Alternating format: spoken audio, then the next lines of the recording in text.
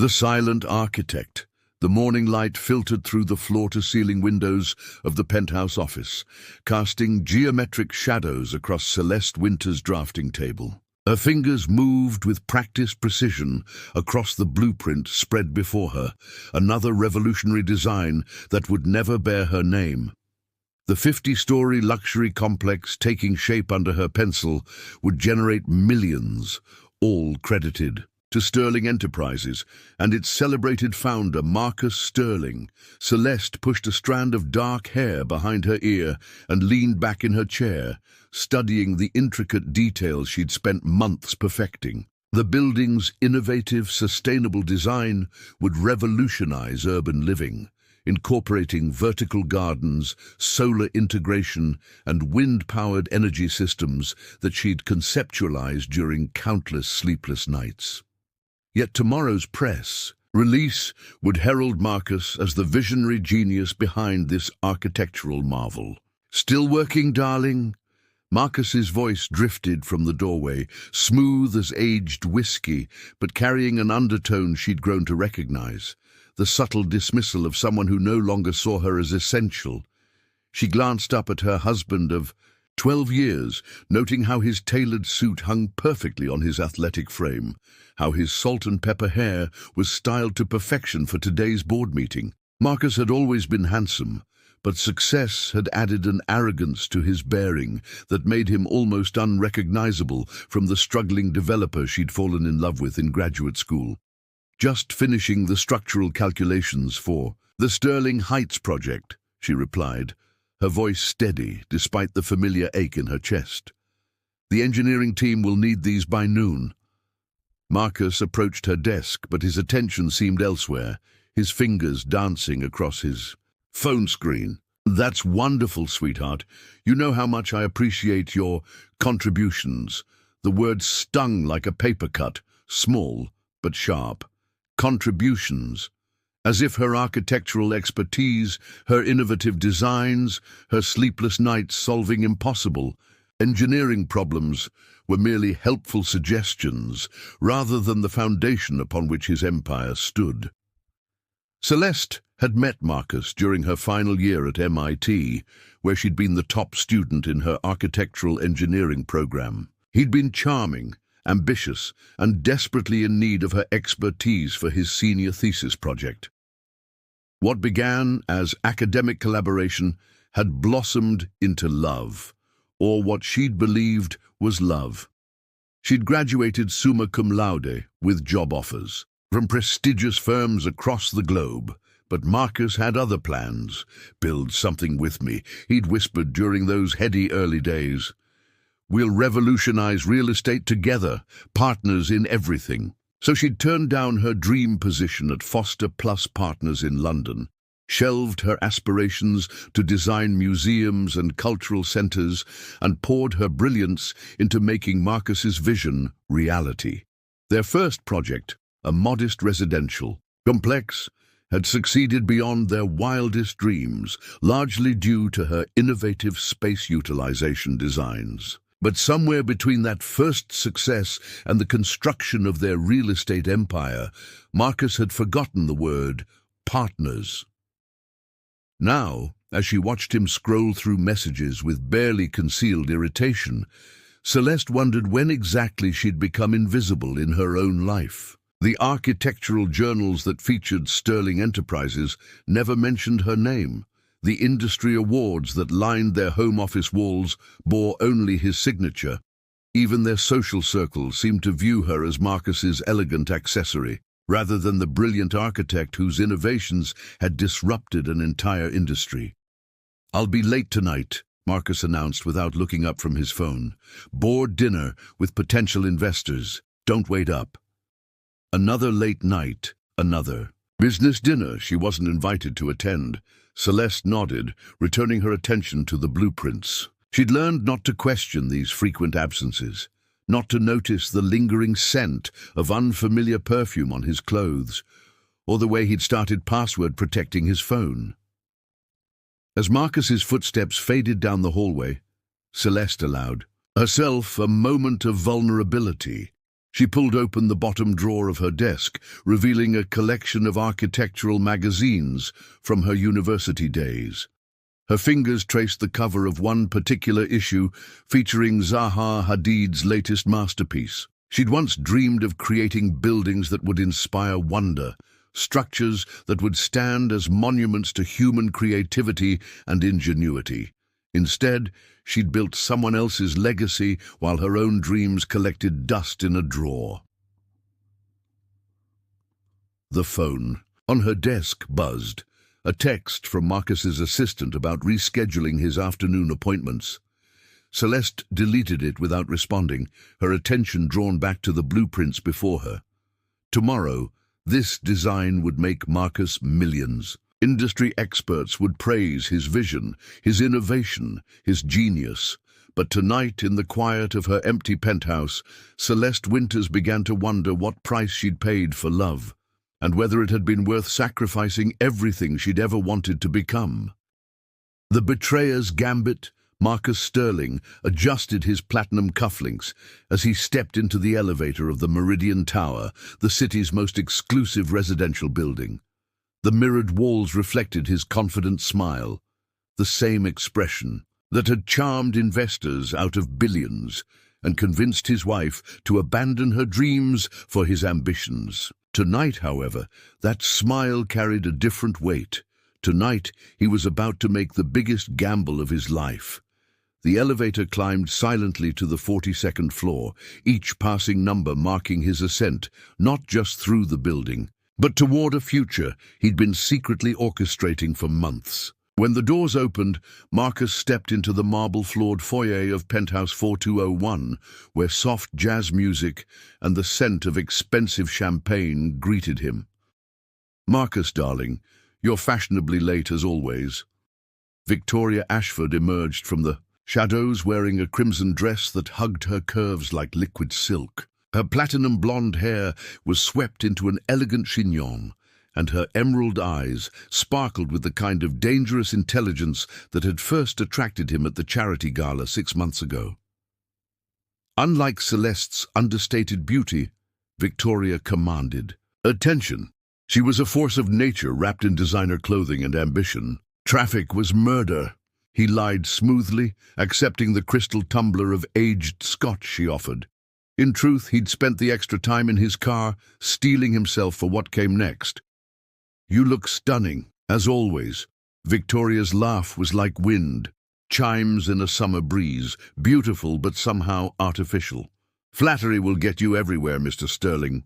She moved to the floor-to-ceiling windows that offered a breathtaking view of the city lights below.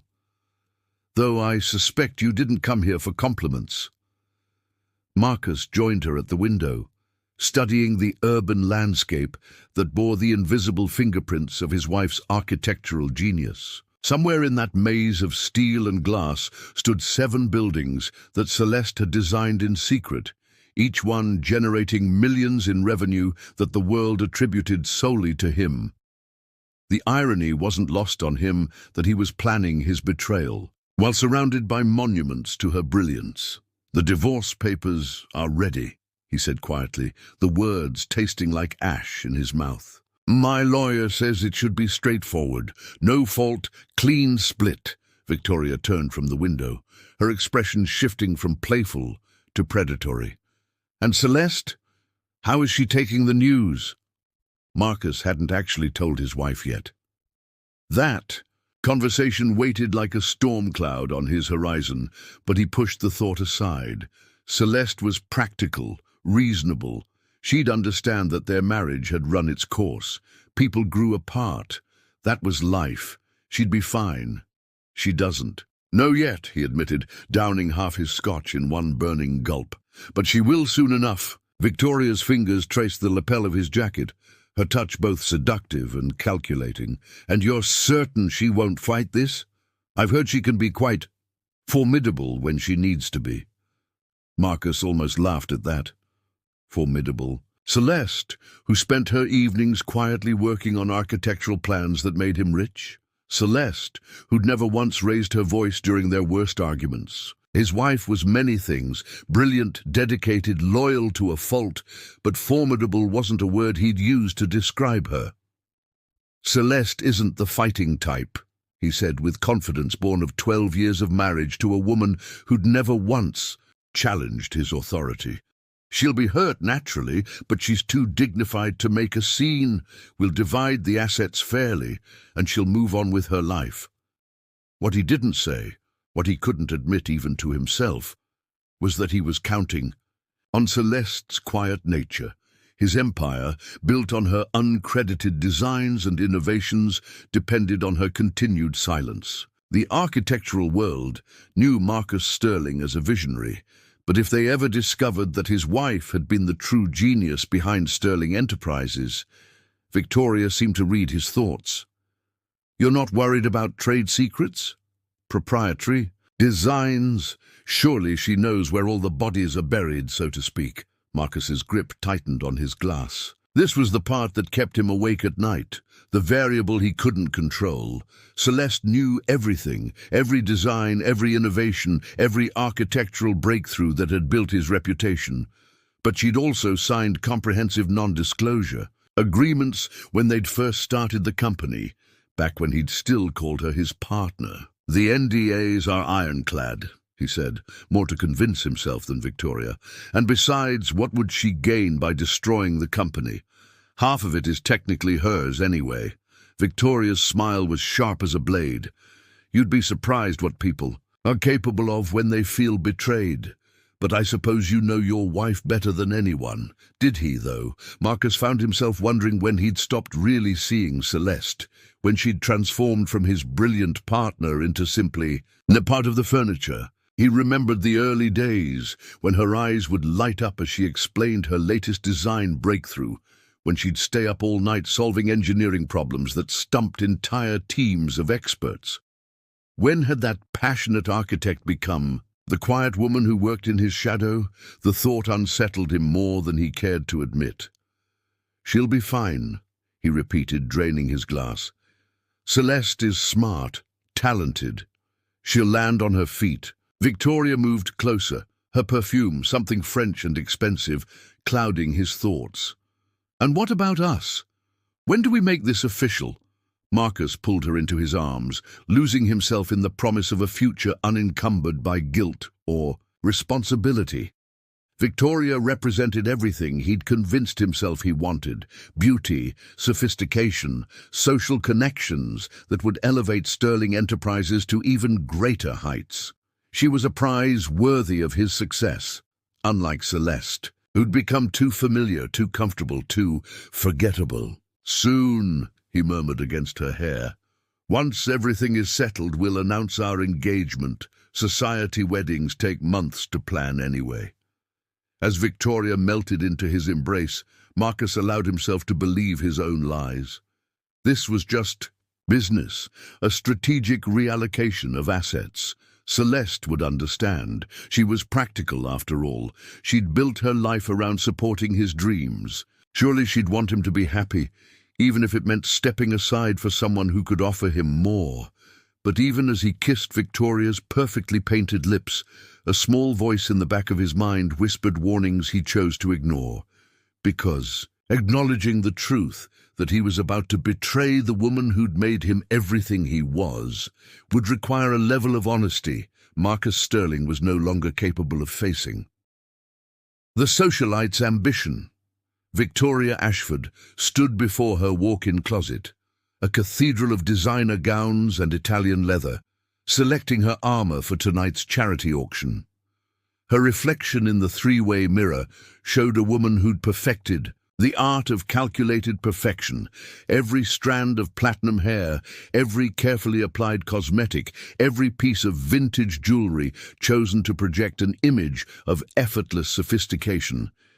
But Victoria Ashford was anything but effortless. Born Victoria Pemberton in a cramped apartment above her mother's failing bakery in Queens, she'd learned early that beauty was currency, and intelligence was the investment strategy that made it grow.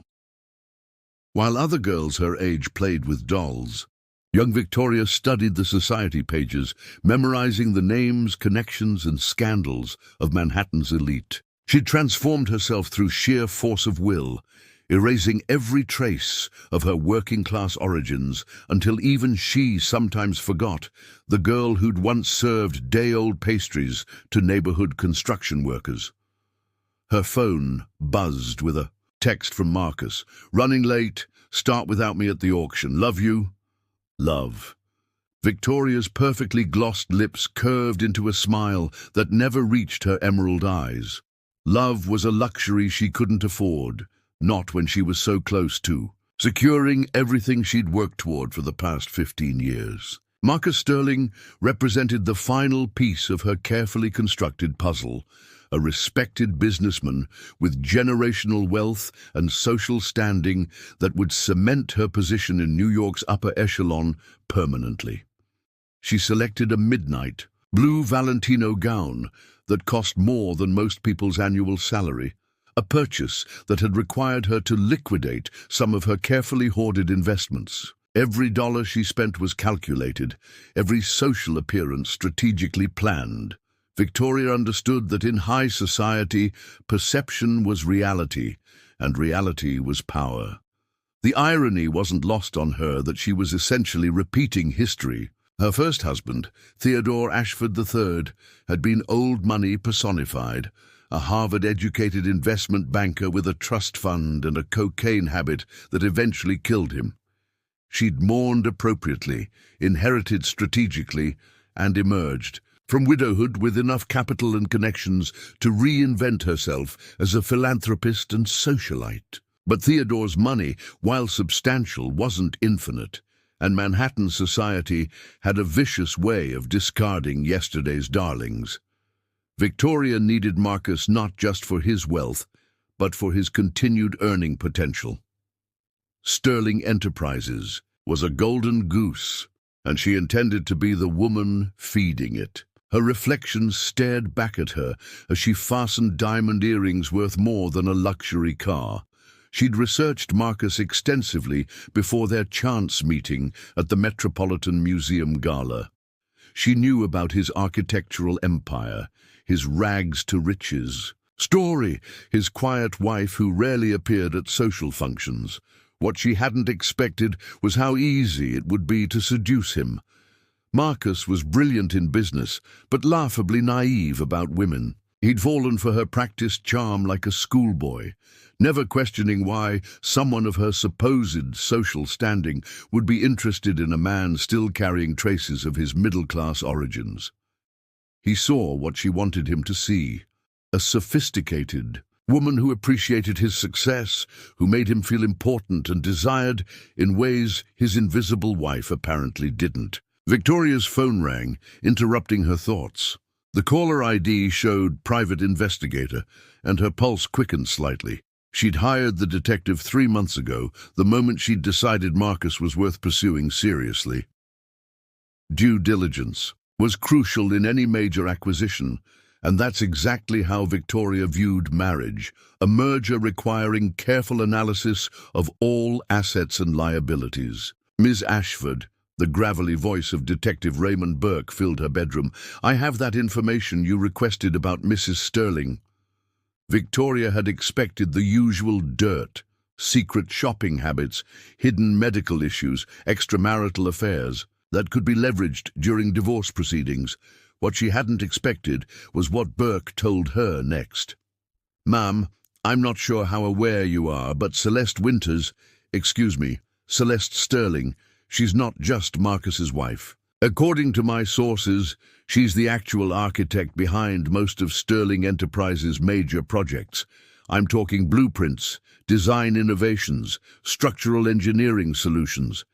The woman's a genius, and she's been working behind the scenes for over a decade." Victoria's hand tightened on the phone. This wasn't possible.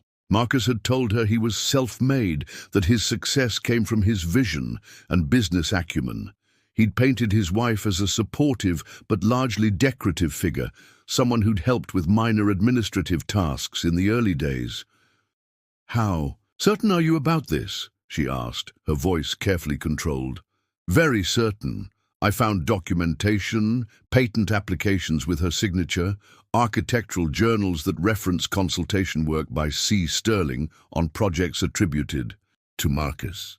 There's also financial records showing payments to shell companies registered in her name. Ma'am, if what I'm seeing is accurate, Mrs. Sterling might own more of that company than anyone realizes. Victoria ended the call and sat heavily on her velvet-upholstered vanity chair, her mind racing through the implications. If Celeste Sterling was the actual genius behind Sterling Enterprises, then divorcing her wasn't just about dividing assets, it was about potentially destroying the very foundation of Marcus's empire. For the first time in years, Victoria felt genuinely uncertain.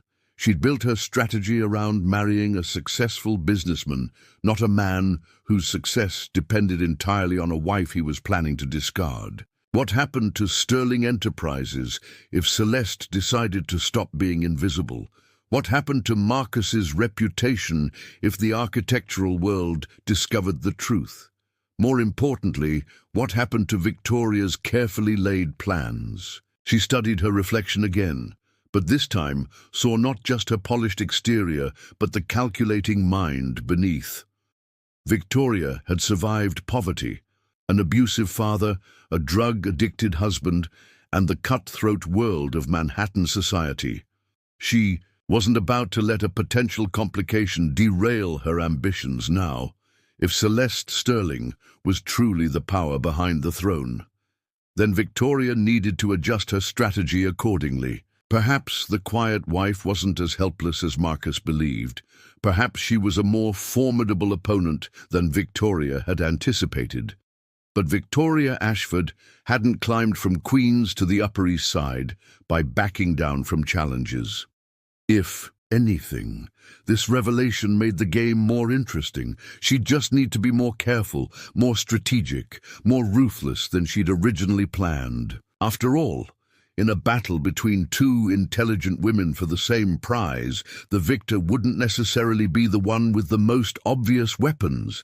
It would be the one who understood that in high society, as in warfare, the most dangerous enemies were often the ones you underestimated. Victoria rose from her vanity, smoothed her gown, and checked her appearance one final time. Tonight's charity auction would be more than just another social obligation. It would be reconnaissance, an opportunity to observe Celeste Sterling more carefully and assess exactly what kind of woman she was truly dealing with. The game, as they said, was afoot. The lawyer's revelation. Judge Helena Cross had presided over family court for 23 years, and she'd developed an almost supernatural ability to read the undercurrents in her courtroom. Today, as she studied the divorce proceedings of Sterling v. Sterling, every instinct she'd honed told her that this case was far from the routine asset division it appeared to be. Helena adjusted her reading glasses and surveyed the players assembled before her. Marcus Sterling sat confidently beside his attorney, a sharp-suited man named Garrett Lynch, who specialized in high-net-worth divorces. Marcus's posture radiated the casual arrogance of someone accustomed to getting his way, his expensive watch catching the fluorescent light as he gestured dismissively during whispered conferences with his counsel. Across the aisle sat Celeste Sterling, and it was she who had captured Helena's attention. Unlike most divorce petitioners Helena encountered, who typically arrived either weeping or seething, Celeste possessed an almost supernatural calm. Her dark hair was pulled back in a simple chignon. Her navy suit was elegant but understated, and her hands were folded peacefully in her lap. But her eyes... Helena had seen those eyes before, in her own mirror during her early years as a prosecutor. They belonged to someone who knew exactly what cards they held and was simply waiting for the right moment to play them. "Your Honor," Lynch began, his voice carrying the smooth confidence of someone billing $800 an hour. "This is a straightforward, no-fault divorce between two intelligent adults who have simply grown apart." Mr. Sterling built his architectural empire through his own vision and business acumen, and he's prepared to offer Mrs. Sterling a generous settlement that reflects her contributions as a supportive spouse. Helena noticed Celeste's attorney, a quietly intense woman named Diana Reeves, exchange a meaningful glance with her client. Something passed between them, not panic or desperation, but the kind of communication that suggested they were several moves ahead of their opponents. "Mr. Lynch," Helena said, "you mentioned Mr. Sterling's architectural empire. For the record, could you elaborate on the nature of Sterling Enterprises and Mr. Sterling's role in its success?" Lynch practically preened at the question. "Certainly, Your Honor. Sterling Enterprises is one of the most innovative architectural and development firms in the country, responsible for over $2 billion in luxury real estate projects. Mr. Sterling's revolutionary designs have transformed urban landscapes from Manhattan to Los Angeles. He's been featured on the cover of Architectural Digest 3 times and has won numerous industry awards for his visionary approach to sustainable luxury development." Helena watched Celeste's face during this recitation. Still no reaction, but something in her stillness suggested a predator waiting in tall grass. "And Mrs. Sterling's role in the company?" Helena asked. "Mrs. Sterling provided administrative support in the early years," Lynch replied dismissively. "While her contributions were appreciated, the creative genius and business leadership that built Sterling Enterprises came entirely from my client." That's when Celeste Sterling stood up. "Your Honor," she said, her voice carrying a quiet authority that made the entire courtroom fall silent, "I'd like to address the court, if I may." Helena had been expecting this moment since the hearing began. "Please proceed, Mrs. Sterling." Celeste reached into her briefcase and withdrew a thick folder. "Your Honor, I need to correct some factual inaccuracies in Mr. Lynch's statements. Sterling Enterprises wasn't built by my husband alone. I didn't provide administrative support. I provided the architectural designs, structural innovations, and engineering solutions that form the foundation of every major project the company has completed in the past 12 years. A murmur rippled through the gallery. Helena noticed Marcus Sterling's face had gone pale, and Lynch was frantically whispering in his ear. "Furthermore," Celeste continued, her voice never wavering, "I have documentation proving my role in the company extends far beyond what has been publicly acknowledged." She approached the bench and handed Helena the folder. As the judge opened it, her eyebrows rose incrementally. Inside were original blueprints bearing Celeste's signature, patent applications for innovative building techniques, contracts with engineering firms made out to shell companies registered in her name, and financial records showing millions of dollars in consulting fees paid to those same entities. "These blueprints," Celeste said, pointing to specific documents, "show the original designs for the Sterling Heights luxury complex currently under construction. As you can see, they bear my signature and are dated 6 months before Mr. Sterling announced the project publicly." Helena studied the documents with growing amazement. The architectural drawings were incredibly sophisticated, showing innovations she'd never seen before, sustainable energy systems integrated seamlessly into luxury design, structural solutions that maximized space while minimizing environmental impact. "Your Honor," Lynch interjected, his confidence visibly shaken, "these documents could have been created after the fact or—" "Mr. Lynch," Celeste interrupted smoothly, "I also have video recordings of my design presentations to the Sterling Enterprises board, emails discussing structural modifications I recommended, and correspondence with city planning offices where I personally submitted permit applications. Additionally, I have testimony from 12 different engineers, contractors, and architectural consultants who worked directly with me on these projects." She turned to face her husband for the first time since entering the courtroom. Marcus Sterling looked as though he'd seen a ghost, which Helena realized he essentially had. The invisible woman he'd taken for granted had just materialized, with enough evidence to destroy everything he thought he owned. The Meridian Tower, Celeste continued, her gaze locked on Marcus. The Opal Residential Complex, Sterling Heights, the Cascade Commercial Center, the Evergreen Sustainable Living Project. Every single one of these buildings exists because of designs I created. The engineering innovations that made them possible, mine. The sustainable technology integrations that won Mr. Sterling his industry awards, mine. The structural solutions that allowed these projects to be completed under budget and ahead of schedule, also mine. Helena had presided over thousands of cases, but she'd never witnessed a revelation quite like this. It was as though someone had pulled back a curtain to reveal that the Emperor had no clothes. Except in this case, the Emperor's wife had been secretly weaving his garments all along.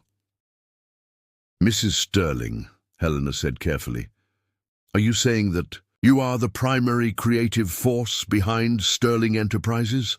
"I'm saying that Sterling Enterprises is as much my company as it is his, Your Honor.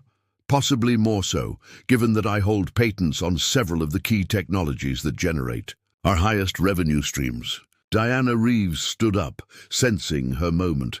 "Your Honor, based on this evidence, we'd like to request a complete audit of Sterling Enterprises' assets, intellectual property holdings, and financial records. We believe this case involves significantly more complex asset division than originally indicated." Helena looked at Marcus Sterling, who appeared to be having some sort of internal collapse. The confident businessman from an hour ago had been replaced by someone who clearly understood that his world had just shifted on its axis. "Mr. Lynch, do you need time to review this evidence and consult with your client?" Lynch looked like a man drowning in his own hubris. "Your Honor, that is, my client needs to examine these documents and—" "Mrs. Sterling," Helena said, her respect for the woman growing by the minute, "why didn't you reveal this information earlier? Why allow your contributions to remain hidden for so long?" Celeste's composure finally showed the tiniest crack, revealing a glimpse of the pain beneath her professional facade. "Because I loved him, Your Honor. I believed we were partners building something together. I thought my recognition mattered less than our shared success."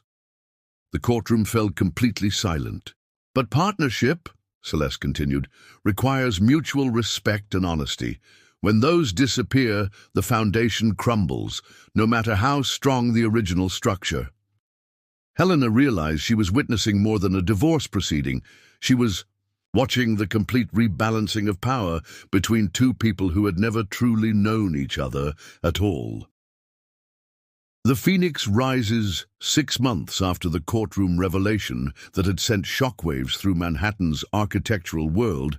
Celeste Winters, she'd legally reclaimed her maiden name, stood on the rooftop terrace of her new office building, watching the sun set over a city she was about to reshape once again. The wind caught her hair, now cut in a sleek bob that framed her face with newfound confidence, and she smiled at the irony of her situation.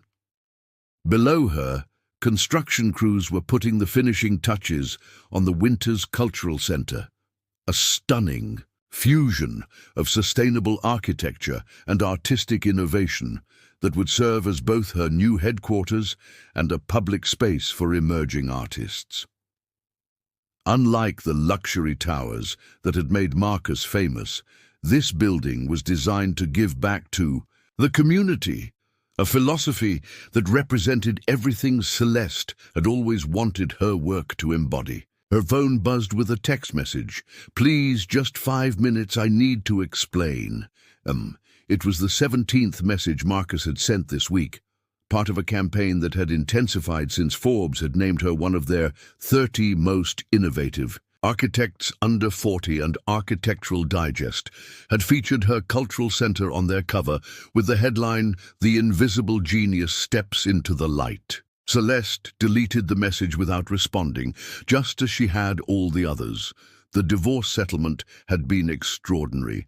Judge Helena Cross had ruled that Celeste owned 60% of Sterling Enterprises' intellectual property and was entitled to compensation for 12 years of uncredited work. The financial award had been substantial, but more importantly, she'd retained the rights to her own designs and innovations.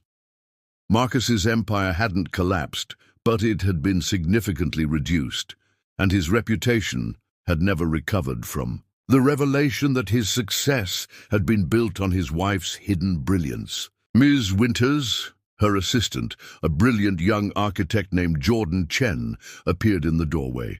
"The reporter from the Times is here for your interview." Celeste nodded, taking one last look at the city skyline.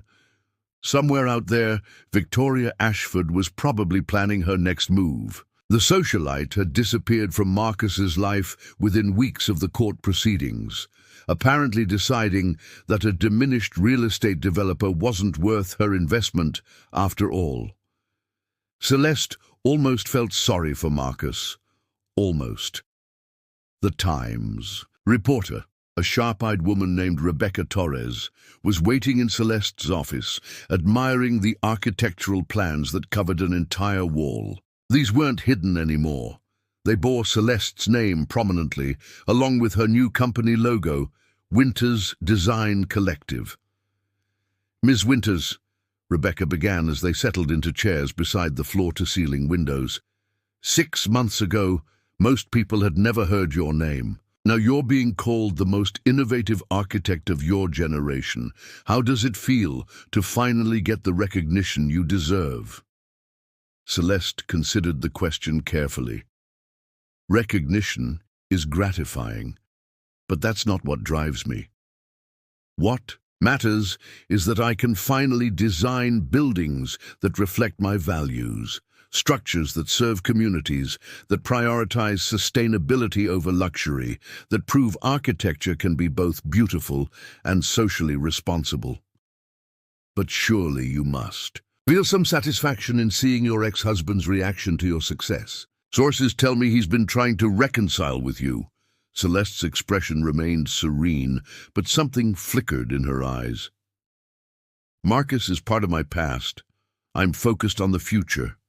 My future, built on my own terms." What she didn't tell the reporter was that Marcus had shown up at her office building 3 times in the past month, each time more desperate than the last. He'd alternately tried apologies, explanations, and finally barely concealed threats about proprietary information. But Celeste had learned something important during her years in the shadows. Knowledge was power, and she'd always held more cards than anyone realized. After the interview, Celeste walked through her building, checking on the final preparations. For tomorrow's grand opening, the Cultural Center would house galleries for emerging artists, workshop spaces for community art programs, and a green rooftop garden that would serve as a public gathering space. Every detail reflected her vision of architecture as a force for social good rather than mere profit. Her phone rang. Not Marcus this time, but David Kim, the CEO of the Kim Foundation, who'd become both a major client and something that might eventually become more than friendship. "Celeste," his warm voice filled her office, "I wanted to congratulate you again on tomorrow's opening. The Foundation Board is thrilled about our partnership on the affordable housing project." She smiled, feeling a flutter of possibility. David was everything Marcus wasn't. Generous, genuinely interested in her thoughts and opinions, supportive of her philanthropic goals. He'd asked her to dinner several times, and she was finally considering saying yes. "Thank you, David. I'm excited about what we can accomplish together." "Together," he repeated, and she could hear the smile in his voice. "I like the sound of that." After ending the call, Celeste returned to her terrace as darkness settled over the city. The lights below twinkled like earthbound stars, each one representing lives she could potentially touch through her work. For 12 years, she'd built other people's dreams, while her own remained locked away. Now finally, she was building for herself and for the communities she'd always wanted to serve. A movement in the shadows caught her attention. Marcus emerged from the stairwell, his usually perfect appearance disheveled, his eyes carrying the desperate look of a man who'd lost everything that mattered. "Please," he said, his voice cracking, "don't walk away. Not yet." Celeste didn't move, didn't speak. She simply waited. "I know I destroyed everything," Marcus continued, stepping closer but maintaining a careful distance. "I know I took you for granted, took credit for your brilliance, made you invisible in your own life, but I never stopped loving you, Celeste. I was just too proud, too stupid to see what I had. Love." Celeste's voice was quiet but steady. "You loved the idea of me, Marcus. The supporting wife who made you look good without threatening your ego. You never loved the real me, the architect, the innovator, the woman with her own dreams and ambitions. That's not true, isn't it?" She turned to face him fully for the first time. "When was the last time you asked about my goals, my hopes, my ideas? When did you last see me as anything more than an accessory to your success?" Marcus opened his mouth to respond, then closed it, apparently realizing he had no answer. "I spent 12 years building your empire while burying myself," Celeste continued. "I won't spend another day living in anyone's shadow, not even my own."